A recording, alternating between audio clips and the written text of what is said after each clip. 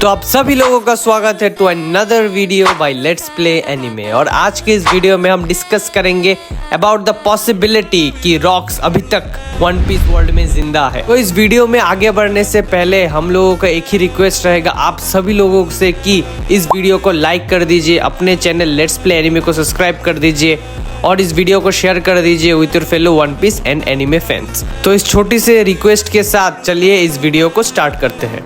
Video में आगे बढ़ने से पहले और एक छोटा डिस्क्लेमर देना चाहूँगा कि जो भी थ्योरी वीडियोस बनता है इंटरनेट पे 99% जो भी थ्योरीज है सब कुछ डिबंक हो जाता है कुछ ही हफ्तों में या फिर कुछ ही साल में, स्पेशली वन पीस कम्युनिटी में जिसका इतना सारा चैप्टर्स है, इतना सारा मटेरियल्स है जिसके ऊपर हम काम कर सकते हैं। लेकिन ये थ्योरी वीडियो बनाने का यही मजा है कि as a One Piece fan हम स्पेक्यूलेट कर सकते हैं कि आगे क्या हो सकता है या फिर क्या क्या चीजें हिडन है, ये सब कुछ। तो इस वीडियो की थ्योरी के ऊपर ये आराम से पॉसिबिलिटी लगाई जा सकती है कि ये पूरा वीडियो का जो थ्योरी है वो आराम से डिबंक किया जा सकता है, क्योंकि कोई भी थ्योरी के अगेंस्ट में बहुत ज़्यादा थ्योरीज भी बन सकती है।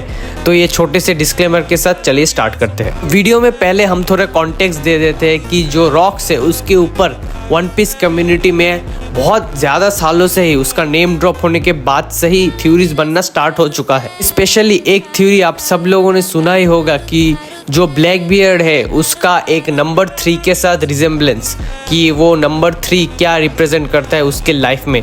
उसके पास 3 पिस्टल है, उसके बियर्ड में 3 ब्रेड्स है और उसको लेके जो सबसे बड़ा स्पेक्यूलेशन है कि वो क्यों रात को नहीं सोता है। सभी लोगों को ये बात तो पता ही होगा कि ब्लैक बियर्ड अभी तक कभी भी एक रात भी ढंग से नहीं सोया है।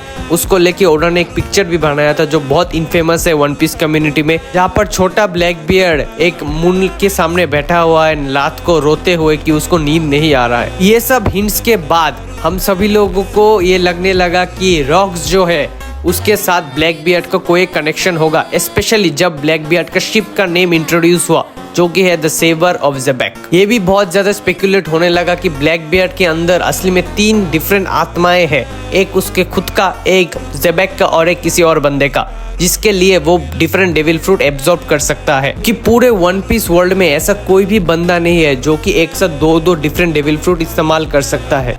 हमको ये भी पता है अगर किसी ने ट्राई किया तो उसकी मौत पक्की है। तो ब्लैक बियर्ड में ऐसा क्या इंटरेस्टिंग चीज है जो कि उसको ये स्पेशल एबिलिटी देता है डिफरेंट डेविल फ्रूट इस्तेमाल करने का, और वो रात में क्यों नहीं सोते, उसका मिस्ट्री क्या है, उसको हम आज सॉल्व करने की कोशिश करेंगे थ्रू रॉक्स डी ज़ेबेक। तो अगर आपने अभी तक लास्ट चैप्टर नहीं पढ़ा है वन पीस का, उसमें हमको दिखाया गया कि ज़ेबेक फाइनली हार चुका है through the hands of Roger and Garp, लेकिन उसका कोई परफेक्ट डेथ सीन अभी तक हमको शो नहीं किया गया है। और हम वन पीस फैंस को पता है अगर एक कंप्लीट डेथ सीन नहीं दिखाया जाता है तो फिर क्या हो सकता है। बहुत बड़ा एग्जाम्पल होगा उसका एलेवेस्टा आर्क में, जहाँ पर अपने ईगल भाई पूरा फट गए थे बॉम्ब से लेकिन फिर भी आ गए थे वापस। इसके बाद से सारे वन पीस फैंस को ये चीज बहुत अच्छे से समझ में आ गया कि जब तक किसी का परफेक्ट डेथ सीन ना दिखाया जाए तब तक उस कैरेक्टर को एटलीस्ट वन पीस में डेथ नहीं माना जा सकता। फॉर एग्जाम्पल व्हाइट बियर्ड और एस का डेथ सीन पूरे स्क्रीन पे एकदम परफेक्टली दिखाया गया तो उसके बाद ही लोगों ने उनका डेथ मान लिया था, नहीं तो लोग वो भी नहीं मानते। लेकिन हम एक चीज बहुत अच्छे से जानते हैं कि पिछले कुछ चैप्टर्स में अपना जो छुटकू ब्लैक बियर्ड है वो एकदम नॉर्मल बंदा दिख रहा है, उसमें कोई भी डिफेक्ट या फिर वो नहीं सो सकता ऐसा कोई भी बीमारी या प्रॉब्लम अभी तक हमको नहीं दिखा है। तो ये छुटकू ब्लैक बियर्ड और जो ब्लैक बियर्ड व्हाइट बियर्ड के क्रू में ज्वाइन किया था, तो उन कुछ सालों में ऐसा क्या हो गया या फिर क्या चेंज किया ब्लैक बियर्ड के अंदर जो कि उसको इतना सारा बीमार या फिर इतना सारा स्पेकुलेशन में डाल दिया। वो जितना पता है लास्ट चैप्टर में कुमा ने गॉड वैली से बहुत दूर ब्लैक बियर्ड और उसकी मम्मी को भेज दिया था इस चैप्टर में। और अगर हमको कोई कंफर्मेशन मिल जाता है कि रॉक्स मर चुका है तो ये दो चीज को हम मिला के एक परफेक्ट थ्योरी वीडियो यहाँ से क्राफ्ट कर पाएंगे कि जो अपना ब्लैक बियर्ड है उसके ऊपर एक चीज ट्राई किया गया था after being teleported to Lulusia kingdom. One piece में हमको पता है कि ब्रूक को इस वर्ल्ड में कैसे लाया गया था through the help of magic circles and summoning rituals. एक चीज को हम लोगों को कॉन्टेक्स्ट में लेना पड़ेगा इस थ्योरी के लिए, वो है कि जब ब्लैक बियर्ड की वाइफ ने उसको बोला था कि मुझे पता था कि तुम अभी तक रेडी नहीं हो, उसको अपने डॉमी रिवर्स फॉर्म में देखने के बाद, तो किस रेडी के चीज़ की बात की जा रही थी यहाँ पर? क्या अपने रॉक्स भाई कोई एक स्पेशल टेक्निक इस्तेमाल करने वाले थे, फिर कोई एक स्पेशल टेक्निक सीखने वाले थे जो कि ईमू की इमोर्टेलिटी को बाईपास कर लेता या फिर ईमू की अंतिम सांसों को रोक देता? और हमको ये पॉइंट में ये भी पता है कि ईमू कोई नॉर्मल एक बंदा नहीं है, या फिर तो वो कोई भगवान एके गॉड है, या फिर कोई डेविल एके डीमन, या फिर कुछ भी हो सकता है। तो अगर यहाँ पर हम एक ऊनो रिवर्स कार्ड भी खेल दे और ये स्पेकुलेट करे कि लुलुसिया किंगडम में कोई तो एक इम्पोर्टेंट मीटअप होने वाला था between Blackbeard mother and Rocks, अगर हम ये सब कुछ को भी ऐड कर दे, magic circle, summoning ritual, devil, Rocks का मरना, ब्लैकबियर्ड क्यों नहीं रात को सोता, तो एक परफेक्ट चीज क्राफ्ट होती है। वो है कि ब्लैकबियर्ड के ऊपर जब वो छोटा था कोई एक डार्क मैजिक या फिर कुछ एक ऐसा समनिंग रिचुअल किया गया था जिसके लिए उसके अंदर कुछ एक चीज फॉर्म हो गया।